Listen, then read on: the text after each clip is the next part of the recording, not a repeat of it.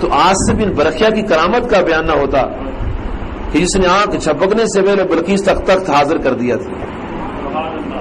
شرک یہ ہے کہ اللہ تعالی کے سوا کسی کو لائق عبادت نہیں ماننا، جیسا وہ ہے ویسا کسی کو نہیں ماننا، جو اس کی صفات ہیں، جو اس کی خوبیاں ہیں، کسی میں نہیں ماننی، جیسی اس کی ہے، جیسا وہ ہے ویسا کسی کو نہیں ماننا۔ یہ وہ بنیادی بات ہے جو رب کائنات نے قرآن پاک کے اندر بیان فرمائی ہے، اور یہ 1,24,000 انبیاء نے اپنی اپنی امتوں کو سنائی ہے۔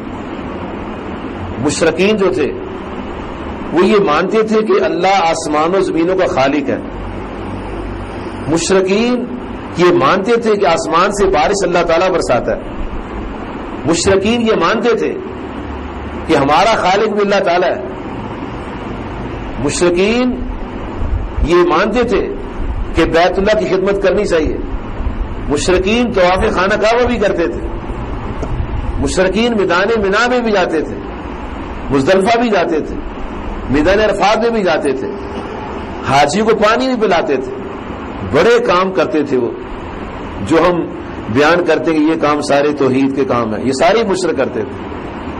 وہ مشرک کیوں تھے؟ اس لیے مشرک تھے کہ وہ اللہ تعالیٰ کے سوا اوروں کو عبادت کے لائق سمجھتے تھے، انہوں نے لکڑی پتھر کے بت بنا رکھے تھے جن کو وہ الہ مانتے تھے۔ اور اللہ پاک نے قرآن مجید میں مختلف انداز میں تقریباً ہر صورت میں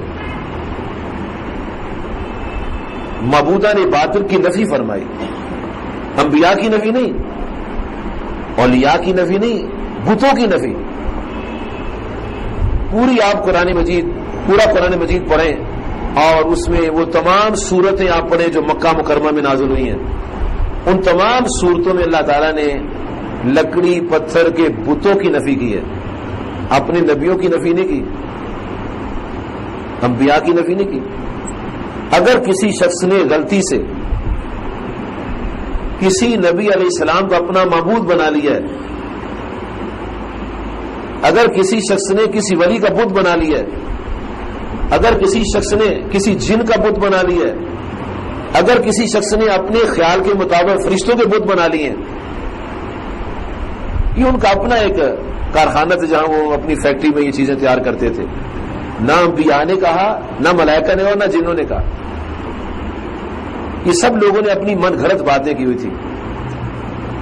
جتنے بھی آپ نام سنتے ہیں، لات، منات، عزا، حبل وغیرہ، یہ سب ان کے من گھڑت تھے۔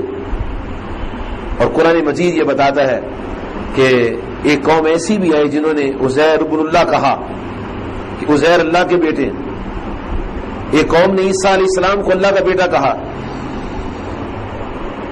ان کو خدا کا شریک کہا، تیسرا اللہ کہا۔ لیکن حضرت عیسیٰ علیہ السلام نے کسی کو نہیں کہا کہ تم ایسے کرو۔ چنانچہ جب کل قیامت کا دن آئے گا تو اللہ تبارک و تعالی جناب عیسیٰ روح اللہ کلمۃ اللہ علیہ السلام کو ارشاد فرمائے گا کہ اے پیارے عیسیٰ علیہ السلام، کیا انت قلت للناس، کیا تم نے لوگوں سے کہا تھا کہ تجھے اور تیری ماں کو الہین من دون اللہ، کہ اللہ کے سوا دو معبود بنا لو، کیا تم نہیں کہا؟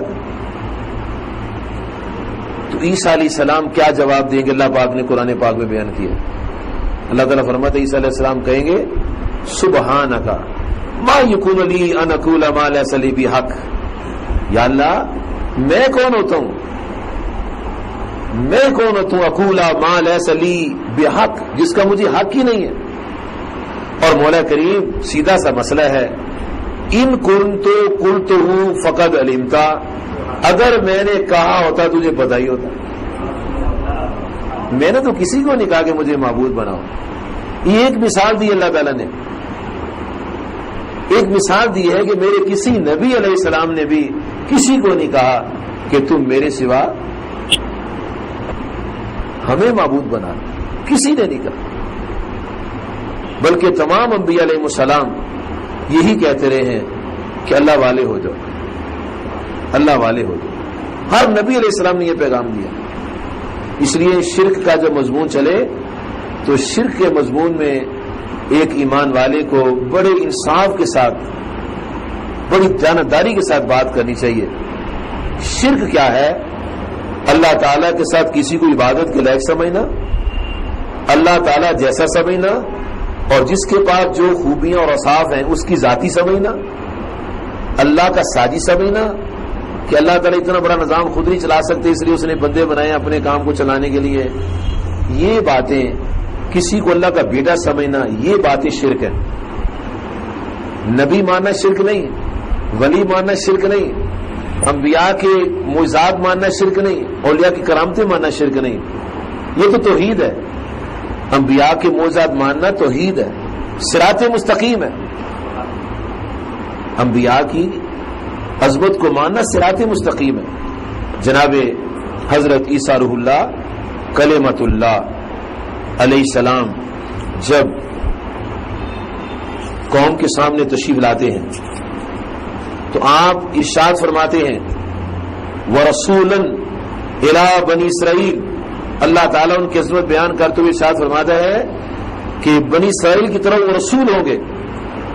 اور جب لوگوں کے پاس آئے تو یہ فرماتے ہوئے تشریف لائے انی قد جئتکم بآیۃ من ربکم، کہ میں تمہارے پاس تمہارے رب کی طرف سے، میں تمہارے پاس تمہارے رب کی طرف سے نشانیاں لے کر آیا ہوں.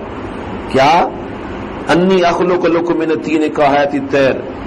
میں کہتے ہیں میں بناتا ہوں، اعلان کر رہے ہیں اللہ کے حکم سے میں بناتا ہوں، میں تخلیق کرتا ہوں تمہارے لیے مٹی سے پرندہ. فانفخ فیہ، میں پھونک مارتا ہوں اس میں. جب میں مٹی سے پرندہ بنا لیتا ہوں، میں پھونک مارتا ہوں، فیکون طیرا باذن اللہ، تو اللہ تعالی حکم سے وہ اڑنے لگتا ہے.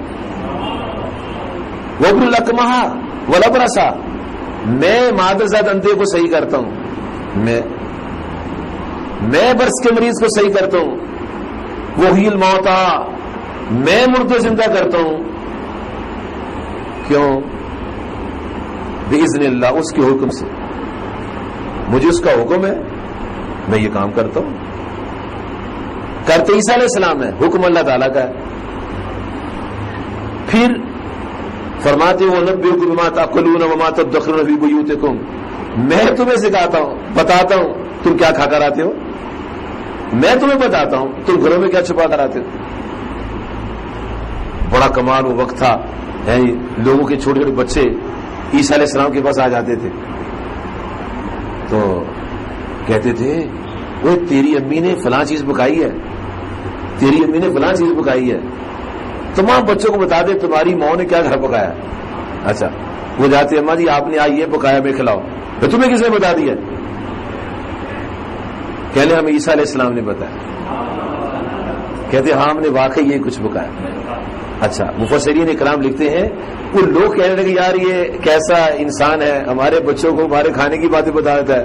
انہوں نے وہ بچوں کو ایک جگہ بند کر دیا کہ نہ اس کے پاس جائیں اور نہ یہ حالات معلوم ہو. وہ کچھ جادوگر ہے جو ایسا کرتا ہے.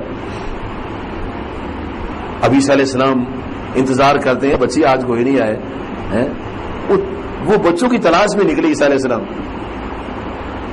پوچھے یار بچے نہیں آج نظر آ رہے. کہنے اس کواڑ کے پیچھے کمرے میں بند کیا، وہ آپ کے پاس آ جاتے ہیں، آپ ان کو بتاتے گھروں میں، آپ کو تنگ کرتے جا کے ہمیں کھلاؤ جو تم نے پکایا. عیسیٰ علیہ السلام نے فرمایا یہ کھولو بچوں کو دروازہ، باہر نکالو ان کو. کہا نہیں یہ بچے نہیں ہیں. ایک آدمی کہتا نہیں یہ بچے نہیں ہیں، یا سور بنے ہوئے، یہ سور بنے ہوئے یہاں. کہنے پھر سور ہی ہوں گے. عیسیٰ علیہ السلام کا جو سور ہی ہوں گے. جب لوگوں نے دروازہ کھولا سب کے سور بن چکے. انہوں نے نبی اللہ سے مذاق کیا اور اپنا نتیجہ بھگت لیا. یہ سارا کچھ اللہ کے حکم سے وہ کرتے تھے، اور یہ جو کلمات ان کی زبان سے نکلی یہ بھی اللہ کے حکم سے ان کی زبان سے نکلے. اللہ تعالیٰ ارشاد فرماتا ہے ان فی ذلک لآیۃ لکم ان کنتم مؤمنین. فرمایا اگر تم مومن ہونا تو تمہارے لیے ان میں میری قدرت کی نشانی ہے. شرک نہیں ہے، یہ باتیں بیان کرنا شرک نہیں ہے.